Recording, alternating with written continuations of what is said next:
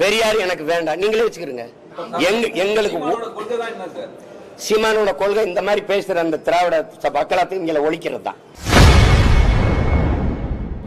கடந்த காலத்தில் பெரியாரை தலைவராக ஏற்றுக்கொண்டது குறித்து செய்தியாளர் எழுப்பிய கேள்விக்கு நாம் தமிழர் கட்சி ஒருங்கிணைப்பாளர் சீமான் ஆவேசமாக விளக்கமளித்துள்ளார்.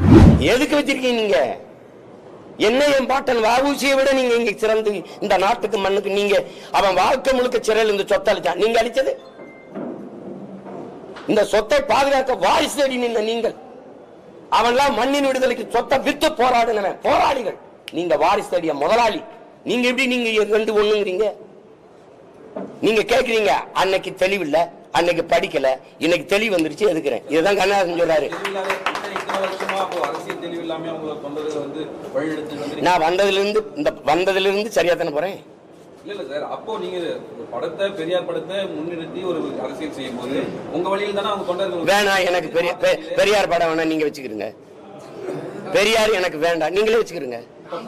எங்களுக்கு சீமானோட கொள்கை இந்த மாதிரி பேசுற அந்த திராவிட மக்களாத்தையும் இங்க ஒழிக்கிறது தான்.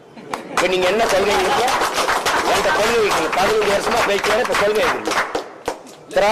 திராவிடம்னு பேசுறவங்களை ஒழிக்கிறதா என் கொள்கை. வேற ஏதாவது வேணுமா? கொள்கை என்ன? பெரியாரை எதிர்க்கிறது. உன்னோட திராவிட சித்தாந்தத்தின் வேற பெரியார் வெட்டி சாய்க்கிறது. வேற ஏதாவது விளக்க வேணுமா?